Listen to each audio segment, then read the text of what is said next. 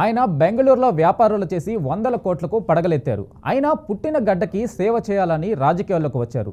తను నమ్ముకున్న పార్టీలో చేరారు. పార్టీని వీడకుండా ఎన్నో ప్రజాసేవ కార్యక్రమాలు చేశారు.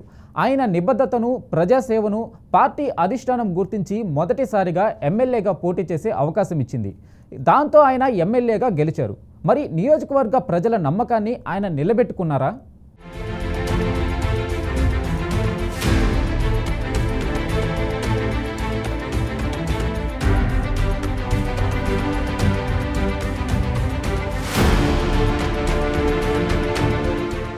ఆంధ్రప్రదేశ్ రాజకీయాల్లో చిత్తూరు జిల్లా చాలా కీలకమైనది. ఈ జిల్లా నుంచే ప్రస్తుత సీఎం చంద్రబాబు, మాజీ సీఎం నల్లారి కిరణ్ కుమార్ రెడ్డి, గల్లా కుటుంబం, పెద్దిరెడ్డి ఫ్యామిలీ, బొజ్జల ఇలా ఎంతో మంది హేమాహేమీ రాజకీయ నేతలు ప్రాతినిధ్యం వహించారు. ఈ జిల్లా అటు తమిళనాడు, ఇటు కర్ణాటకకు సరిహద్దులో ఉంటుంది. చిత్తూరు జిల్లా వ్యవసాయం, పరిశ్రమల ఆధారితం. ఉమ్మడి చిత్తూరు జిల్లాలో మొత్తం 14 అసెంబ్లీ నియోజకవర్గాలు, 2 లోక్సభ స్థానాలు ఉన్నాయి. ఈ జిల్లా గతంలో టీడీపీ, కాంగ్రెస్లకు కంచుకోటగా ఉండేది. కానీ 2014, 2019 ఎన్నికల్లో మాత్రం సీన్ మారిపోయింది. వైఎస్ఆర్సీపీ హవా కనిపించింది. కానీ మొన్నటి ఎన్నికల్లో మరోసారి టీడీపీ హవా కనిపించింది.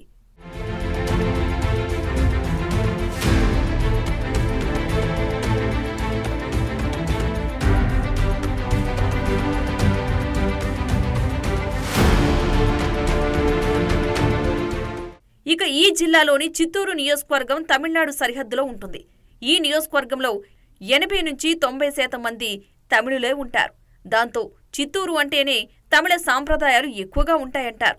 అయితే కాలం మారుతున్నా నేటికి అక్కడ ప్రజల జీవన శైలిలో మాత్రం మార్పులు రావడం లేదు. ఈ నియోజకవర్గంలోని ప్రజలు మొండిగా, మొరటగా మాట్లాడేస్తారంటారు. కల్మషం, కుట్రలు వాళ్లకు తెలియవని చెబుతూ ఉంటారు. మరి చిత్తూరు ప్రజలు జీవన శైలిలో మార్పులు తీసుకురావడానికి ప్రజాప్రతినిధులు ఎలాంటి ప్రయత్నాలు చేస్తున్నారు?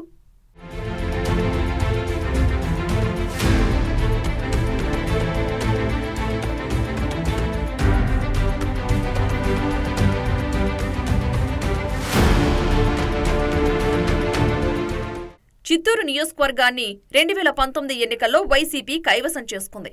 ప్రస్తుత తిరుపతి ఎమ్మెల్యే ఆరుని శ్రీనివాసులు చిత్తూరు సిగ్మెంట్ నుంచి వైసీపీ అభ్యర్థిగా 2019లో పోటీ చేసి గెలిచారు.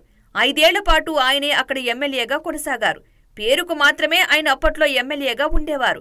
కానీ కింది స్థాయిలో చక్కబెట్టేదంతా కొందరు వైసీపీ అగ్రనేతలే అని చెప్పుకోవచ్చు. మాజీ మంత్రి పెద్దిరెడ్డి కనుసన్నల్లో వ్యవహారాలు నడిచేవని తెలుస్తోంది. ప్రధానంగా ఇటీవల జరిగిన ఎన్నికల్లో వైసీపీ నుంచి పోటీకి దిగి ఓడిపోయిన విజయానందరెడ్డి గత వైసీపీ ప్రభుత్వ హయాంలో లోకల్గా క్రియాశీలక రాజకీయాలను శాసించారని ఆయనతో పాటు ఎంతో మంది వైసీపీ నేతలు ఎన్నో విమర్శలను ఎదుర్కొన్నారు.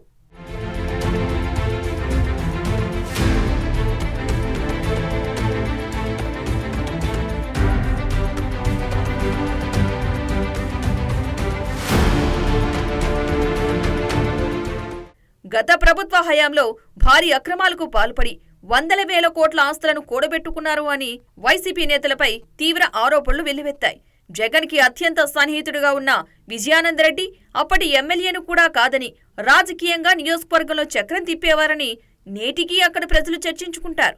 ఆయన అనుచరుల ఆగడాలకు అడ్డు అదుపు లేకుండా పోయిందని అప్పట్లో జోరుగా చర్చ జరిగేది. ఒకానొక దశలో టీడీపీ నుంచి ప్రత్యర్థులే లేకుండా చేయడానికి ప్రయత్నాలు చేశారని టాక్. ఎదురు తిరిగిన వారిని అధికారుల అండతో అణగదొక్కారని చెబుతుంటారు. విజయానందరెడ్డి టీడీపీలోని కీలకమైన నేతలను కూడా బయటకు రాకుండా పరిస్థితులను తీసుకొచ్చారని టాక్ నడిచింది. ఆ దశలో బెంగళూరులో పలు వ్యాపారాలు చేసుకునే గురజాల జగన్మోహన్ నాయుడిని చంద్రబాబు చిత్తూరుకి పిలిపించుకుని చిత్తూరు నుంచి బరిలోకి దింపారు. అయితే గత ఎన్నికల్లో వైసీపీ నుంచి పోటీలో దిగిన విజయానందరెడ్డి ఘోరంగా ఓడిపోయారు. ఓటమి చెందిన విజయానందరెడ్డి ప్రస్తుతం నియోజకవర్గానికే దూరంగా ఉన్నారు.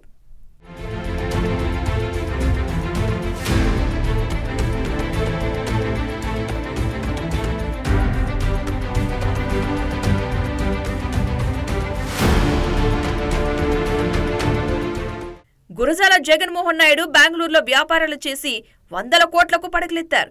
అయినా పుట్టిన గడ్డకి సేవ చేయాలని రాజకీయాల్లోకి వచ్చారు. తనకిష్టమైన తెలుగుదేశం పార్టీలో చేరారు. అప్పటినుంచి ఇప్పటి వరకు నమ్ముకున్న పార్టీని వీడలేదు. ఎన్నో ప్రజాసేవ కార్యక్రమాలు చేశారు. ఆయన నిబద్ధతను, ప్రజాసేవను పార్టీ అధిష్టానం గుర్తించి మొదటిసారిగా ఎమ్మెల్యేగా పోటీ చేసే అవకాశం ఇచ్చింది. వైసీపీ అభ్యర్థి విజయానందరెడ్డిపై మంచి మెజార్టీతో ఎమ్మెల్యేగా గెలిచారు. దీంతో గురజాలపై చిత్తూరు ప్రజలు ఎన్నో ఆశలు పెట్టుకున్నారు.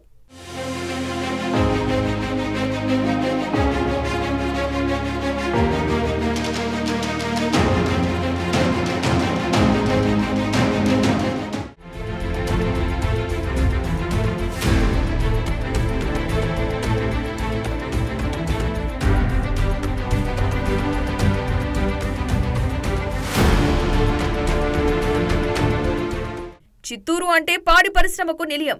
పాడి పరిశ్రమపైనే ప్రజల జీవనం సాగుతూ ఉంటుంది. ఇంకా చాలా మంది దారిద్ర్యపు రేఖ దిగువలో జీవితాలు కొనసాగిస్తున్నారు. అయితే ప్రజల జీవన ప్రమాణాలను మారుస్తామని చెప్పి ప్రజాప్రతినిధులుగా ఎన్నికయ్యాక ముఖం చాటేస్తారనే ఆరోపణలు ఉన్నాయి. చిత్తూరులో గెలిచిన ఎమ్మెల్యే గురజాల జగన్మోహన్ నాయుడు ఎన్నికల సందర్భంగా ఎన్నో హామీలు ఇచ్చి గెలిచిన తర్వాత అవి అమలు చేయడంలో చిత్తశుద్ధి చూపించడం లేదని విమర్శలు వినిపిస్తున్నాయి.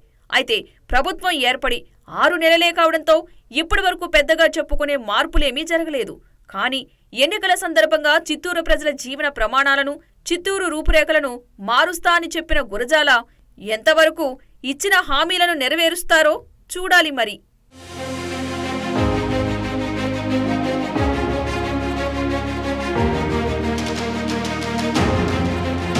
తనను గెలిపిస్తే చిత్తూరు రూపురేఖలు మారుస్తానని గురజాల జగన్మోహన్ నాయుడు మాటిచ్చారు.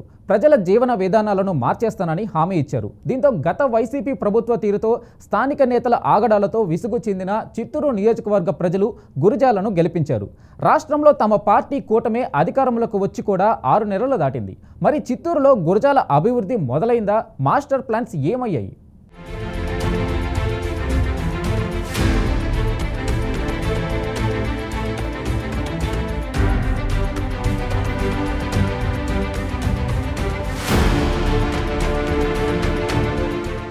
మొన్నటి ఎన్నికల్లో రాష్ట్రంలో కూటమి ప్రభుత్వం ప్రభంజనం సృష్టించి అధికారంలోకి వచ్చింది. అదే ఊపులో చిత్తూరులోనూ టీడీపీ అభ్యర్థి గురజాల జగన్మోహన్ నాయుడు కూడా భారీ మెజార్టీతో పసుపు జెండా ఎగరవేశారు. కానీ కూటమి ప్రభుత్వం అధికారంలోకి వచ్చి 6 నెలలు దాటినా చెప్పుకోదగ్గ అభివృద్ధి కనిపించడం లేదంటున్నారు నియోజకవర్గ ప్రజలు.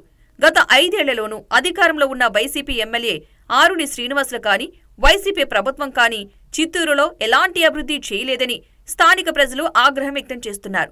గతంలో పేరుకు మాత్రమే వైసీపీ ఎమ్మెల్యే ఆరుని శ్రీనివాసులు, కానీ 5 ఏళ్లు మాజీ మంత్రి పెద్దిరెడ్డి కనుసన్నల్లో వ్యవహారాలు నడిచేవని విమర్శలు ఉన్నాయి. ప్రధానంగా వైసీపీ నేత విజయానందరెడ్డి ఎమ్మెల్యేను కాదని రాజకీయాలు నడిపారంటే పరిస్థితి ఎలా ఉండేదో అర్థమవుతుందంటున్నారు. వైసీపీ ప్రభుత్వ హయాంలో ఆ పార్టీ నేతలు భారీగా అక్రమాలకు పాల్పడి ఆస్తులు కూడబెట్టుకున్నారనే ఆరోపణలు ఉన్నాయి.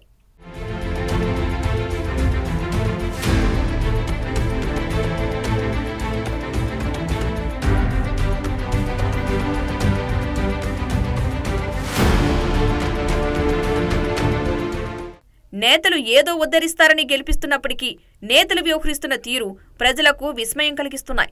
చిత్తూరులో తాజాగా నిలిచిన ఎమ్మెల్యే గురజాలపై అప్పుడే విమర్శలు మొదలయ్యాయి. ఎన్నికల సందర్భంగా ఎన్నో హామీలు ఇచ్చి గెలిచిన తర్వాత వాటిని అమలు చేయడంలో చిత్తశుద్ధి చూపించడం లేదని ఆరోపణలు వినిపిస్తున్నాయి. కనీసం తాగునీటి సమస్యలు, డ్రైనేజీ సమస్యలు, రోడ్లు, మౌలిక సదుపాయాలు కల్పించడంలో ఎమ్మెల్యే విఫలమయ్యారని స్థానిక ప్రజలు ఆవేదన వ్యక్తం చేస్తున్నారు. నియోజకవర్గంలో అభివృద్ధి పనులకు మాస్టర్ ప్లాన్స్ నిర్వహించి చిత్తూరును అన్ని విధాలా డెవలప్ చేస్తామని చెప్పిన ఎమ్మెల్యే హామీలు నిలబెట్టుకోవడంలో విఫలమయ్యారని మండిపడుతున్నారు. తిరుపతి జిల్లా సెపరేట్ అయిన తర్వాత చిత్తూరు హెడ్ క్వార్టర్స్లోనూ కనీస మౌలిక సదుపాయాలు లేవని, బస్టాండ్, రైల్వే స్టేషన్తో పాటు ప్రభుత్వ కార్యాలయాలు కూడా అస్తవ్యస్తంగా ఉన్నాయని స్థానికులు అసహనం వ్యక్తం చేస్తున్నారు.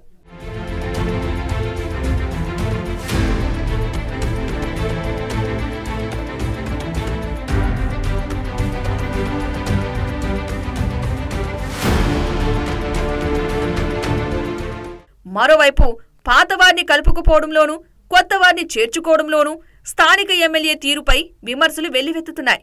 తన సొంత వ్యాపారంలో చూపించిన చొరవ నియోజకవర్గ సమస్యలపై చూపించడం లేదని విమర్శలు వినపడుతున్నాయి. అధికారంలోకి వచ్చి 6 నెలలు దాటినా ఎక్కడి సమస్యలు అక్కడే ఉన్నాయని, అనుచరుల ఆగడాలు రోజురోజుకి శృతిమించుతున్నాయనే ఆరోపణలు ఉన్నాయి. ఇసుక, మైనింగ్, అక్రమ రవాణాతో ఎమ్మెల్యేకి చెడ్డ పేరు తెస్తున్నారని, ఇదంతా ఎమ్మెల్యేకి తెలిసి జరుగుతుందా లేదా తెలియక జరుగుతుందా అని స్థానికులు చెవులు కొరుక్కుంటున్నారు.